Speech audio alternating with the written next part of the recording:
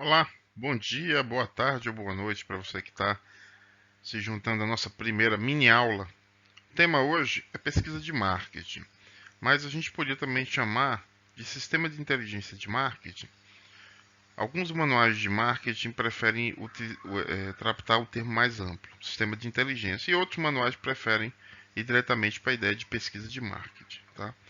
Então a gente vai fazer uma introdução do que é sistema de inteligência e discutir como é que se insere nesse sistema de inteligência a questão da pesquisa de marketing. Então vamos lá. Então, o nosso objetivo de aprendizagem é entender o processo de pesquisa de marketing, compreender como funciona o processo de coleta de dados de maneira geral e como é que se insere no sistema de inteligência de marketing. Muito bem. Esse é o principal slide que trata do que seria esse sistema de inteligência e marketing. O que precisa? O que se precisa para tomar decisões? Então, esse aqui é o principal aspecto, o principal objetivo do levantamento de informações. É tomar decisões. Tá? Então, a gente precisa de quê? A gente precisa entender quais informações nós precisamos e desenvolver uma busca dessas informações. Tá? Então, essas informações elas são importantes, são necessárias. Então, o que a gente precisa dessas informações para tomar decisão? Tá? Então, esse é o aspecto principal do sistema de inteligência. A pesquisa de marketing, tá? A pesquisa de marketing é uma forma da gente buscar essas informações. Tá? Então, essa pesquisa ela pode tratar com um grupo de clientes, ela pode tratar com os fatores ambientais, buscar informações desses fatores ambientais. Ela pode também buscar dados no mercado para decisões relativas às variáveis, que a gente chama de variáveis de marketing controláveis. Ou seja, a definição de produto, por exemplo, de preço, de promoção, distribuição, elas estão dentro do espectro de decisão da empresa. Então a própria empresa decide como é que ela vai distribuir. Tudo bem que ela nem sempre ela consegue ter todas as opções disponíveis, né? Mas são variáveis que elas controlam.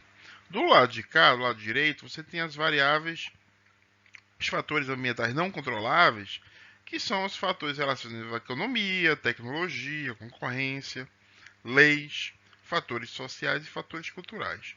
Tudo bem que alguns aspectos possa existir algum tipo de controle. Então, de repente, você pode se unir com um concorrente, né?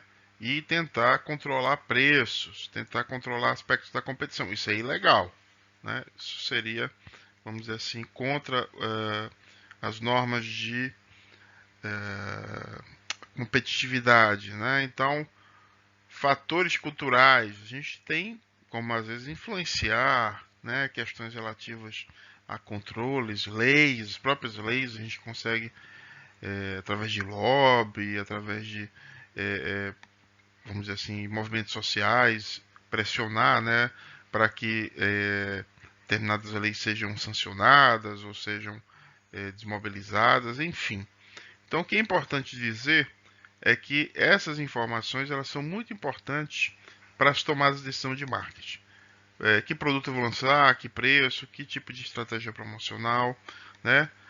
As decisões de gerência de marketing, por exemplo, segmentação de mercado, seleção de mercado-alvo, programas de marketing de maneira geral, que sistema de desenvolvimento do desempenho e controle eu vou utilizar. Então, tudo isso são aspectos importantes aí que a gente tem que levar em consideração para tomar decisão de marketing. Então, o levantamento de informações para essas decisões são fundamentais.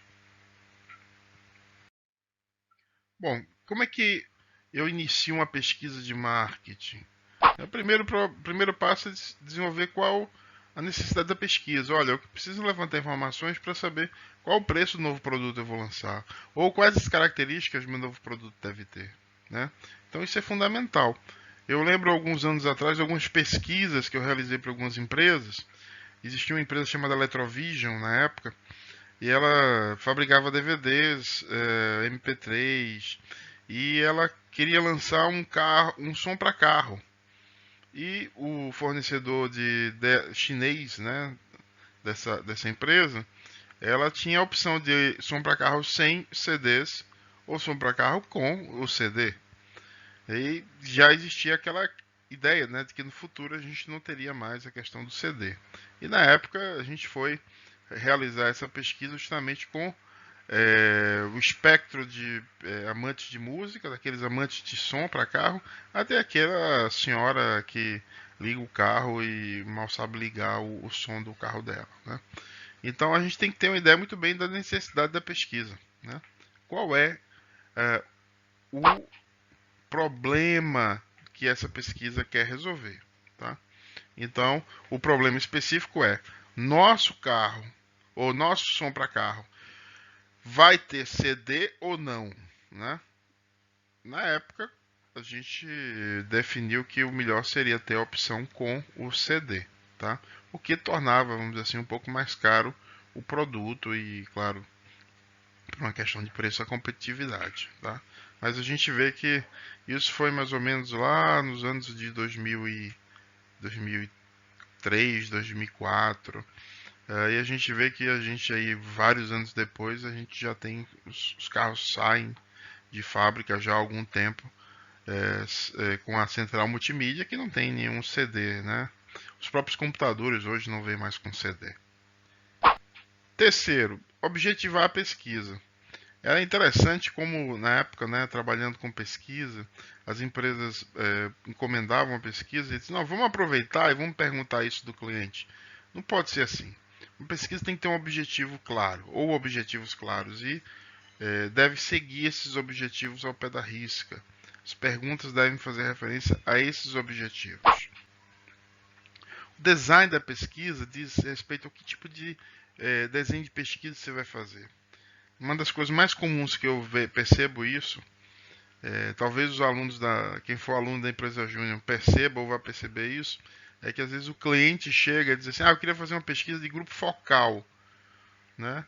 Ele quer fazer um grupo focal. O grupo focal é uma técnica de pesquisa qualitativa, mas nem sempre é a melhor técnica para resolver aquele específico problema do cliente.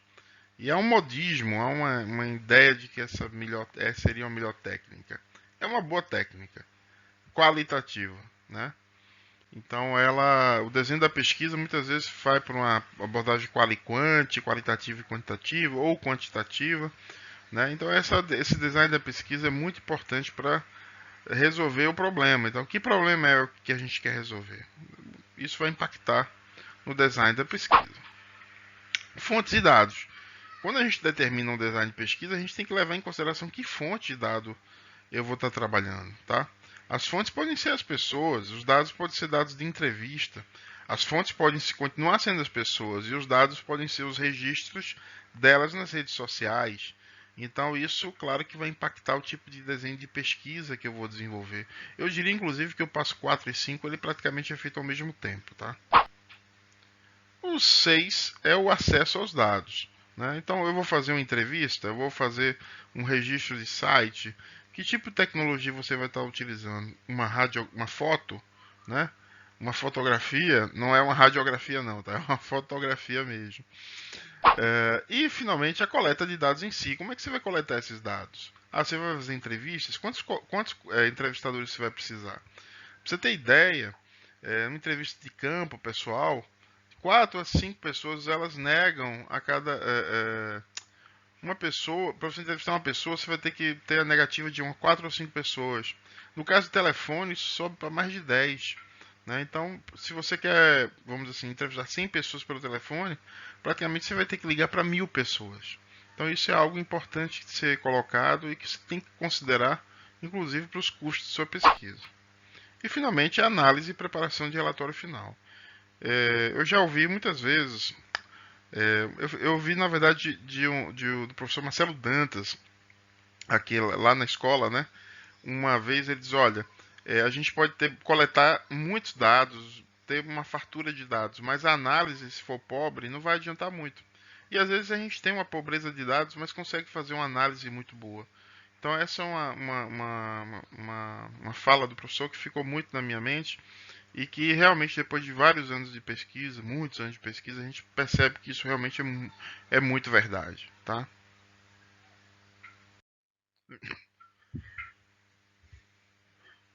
Enfim, continuemos, né?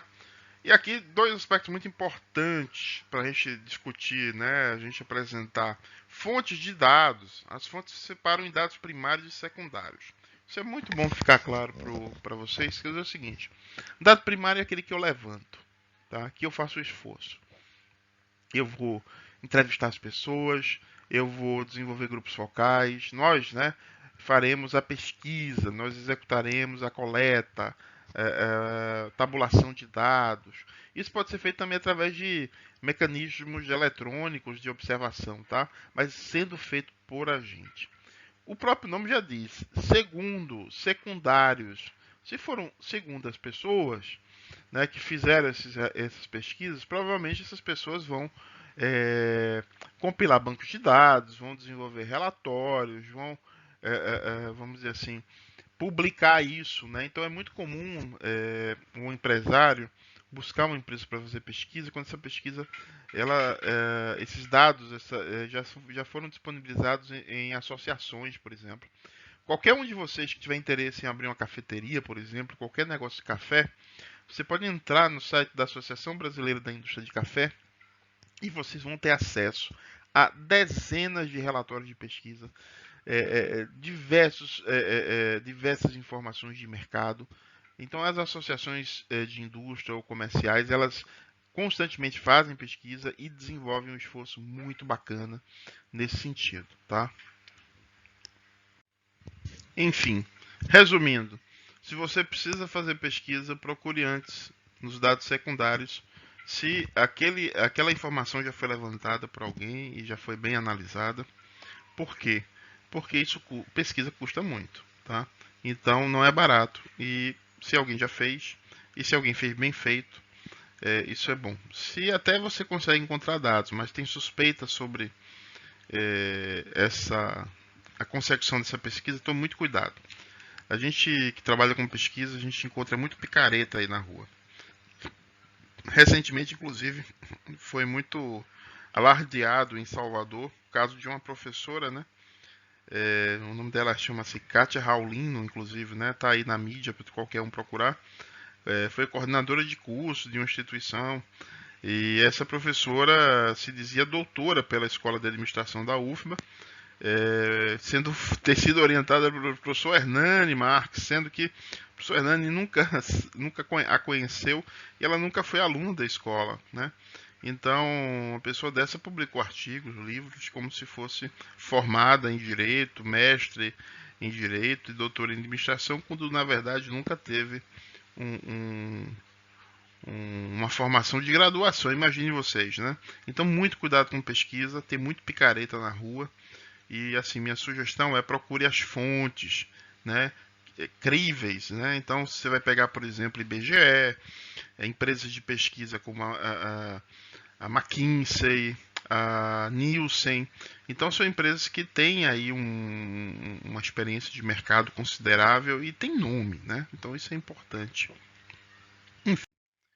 Bom, o que significa medir? É o que muitas vezes a gente vai fazer na pesquisa, né? Então é importante salientar de que tem coisas muito explícitas, que é contar, por exemplo, a frequência de pessoas que entram no restaurante. A segunda é você pesquisar o nível de satisfação do cliente. Como é que eu meço satisfação, né? Como é que eu meço a altura? Eu coloco uma trena e eu vejo lá, né? Qual é a 1,70 m, 1,80 m. E satisfação? Como é que eu faço? Eu meço o quê? O tamanho do sorriso da pessoa? Não, eu faço uma escala, e essa escala é uma escala, vamos dizer assim, que vai avaliar um construto, algo que eu chamo de satisfação. O que é satisfação? Foi algo que a gente definiu conceitualmente em algum momento, né? Então, cuidado com aquilo que está se medindo. Isso é uma questão importante de pesquisa. Segunda coisa, assim, muito importante e que vai ser assim o nosso assunto final aqui dessa mini aula.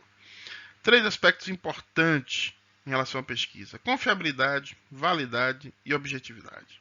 Isso é o que deve guiar qualquer levantamento de informação.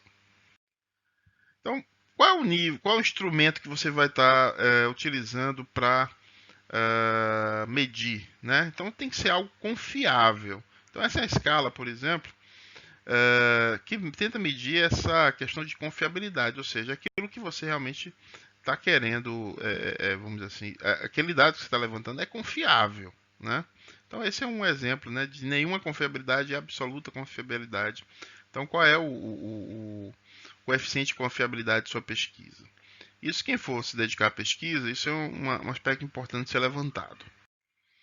Validade, essa é fundamental. Então, aquilo que a gente está medindo é realmente aquilo que a gente está medindo? Parece bobagem, mas tem gente que mede felicidade no trabalho, por exemplo. Como é que se mede isso? Será que a gente está medindo felicidade mesmo? Alguém desenvolve um questionário e diz que está medindo lá o nível de satisfação. Será que é isso mesmo? Né? Então, essa é uma questão fundamental, né, que a gente precisa levar em consideração, e aí a parte conceitual técnica é muito importante. Então, nesse aspecto de pesquisa, sempre é bom procurar um especialista ou uma fonte especializada. A gente tem nos manuais de marketing sempre um capítulo, mas se você for procurar os manuais de pesquisa de marketing, vocês vão ver que são às vezes livros maiores do que os próprios manuais de fundamentos de marketing, princípios de marketing. Finalmente, você tem aí uma coisa bem interessante, que é uma figura que traz a ideia de um alvo, né, em que você vê a ideia, o conceito de confiabilidade e validade, né? Então você percebe que no gráfico da esquerda você tem o atirador atirando em todos os lados aí do alvo. Já o atirador 2, ele concentra os tiros dele num espaço específico. Então, é confiável que ele vai acertar aquele espaço específico. Mas não está sendo válido porque ele não está indo no alvo. Já o atirador 3, ele tem uma confiabilidade e validade, porque ele consegue concentrar os tiros dele num espaço específico e é no alvo. Então, a ideia da pesquisa é muito isso. Às vezes você pode desenvolver uma confiabilidade, mas não ir no alvo que você precisa, né?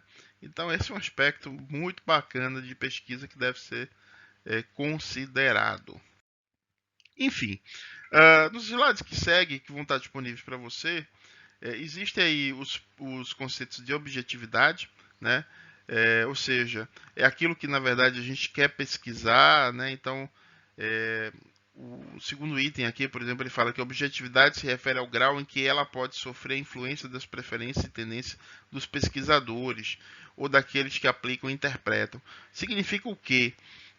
Seu olhar tem que ser independente, tem que ser objetivo. Então, pesquisas com vieses pessoais, por exemplo, podem atrapalhar a nossa objetividade. Então, é sempre bom buscar algum tipo de independência, buscar algum tipo de vamos dizer assim, imparcialidade. Então, por exemplo, uma empresa que faz pesquisa de satisfação, se você colocar o departamento que faz o atendimento ao público para fazer pesquisa de satisfação, pode ter um viés. Né? Se você contratar, se você colocar um outro departamento que não tem nada a ver com isso, ele tem uma possibilidade de imparcialidade maior. Ou até você contratar uma empresa especializada que vai fazer isso de maneira isenta. Tá? Bom, aí são assuntos mais técnicos, e aí eu sugiro que vocês leiam os livros de pesquisa, de marketing, não apenas os manuais de marketing, mas, por exemplo, o Malhotra, que é o principal. A gente tem vários exemplares na biblioteca física, né? Que são as questões de escalas, né? Aquilo que a gente busca utilizar para medir, principalmente aquilo que não é, vamos dizer assim, tão fácil de medir, não é tão evidente como, por exemplo, satisfação, felicidade, entre outros aspectos. A escala de Likert, de nível de concordância, é uma das mais utilizadas em marketing e é talvez a mais famosa. Então é importante que vocês conheçam esse tipo de escala. Geralmente aquela escala que tem concordo completamente, discordo parcialmente, enfim. Você tem aí críticas desse tipo de escala, mas são escalas bem interessantes e bastante utilizadas. Né? Então, mais uma vez, né, aqui o tipo de nível de concordância, né, Esse tipo de escala, geralmente você acompanha aí frases ou afirmações que você vai dizer que concorda ou discorda. É, outra forma também, né, de você fazer as escalas, ou seja, você coloca aí o que a gente chama de escala ancorada, no lado esquerdo absolutamente nenhuma, do lado direito absolutamente todas, então de 0 a 10, ou seja, quanto mais próximo de 10, mais próximo da totalidade, quanto mais próximo de 0, mais próximo da nulidade, aí, nenhuma das perguntas. Então, esse também é um tipo de escala. Qual é a diferença? É a questão de amplitude, que isso vai lhe dar mais informações, e a questão de método quantitativo, que pode lhe dar análises estatísticas mais robustas. Tá? Outro tipo de escala também muito comum, diferencial semântico, que basicamente vocês vão desenvolver características aqui, por exemplo, e vão colocar aí espaços, né, para que as pessoas avaliem determinado tipo de produto ou determinado tipo de atitude, enfim. Isso é para ter uma ideia muito das qualidades e características daquilo que você está pesquisando, desculpe.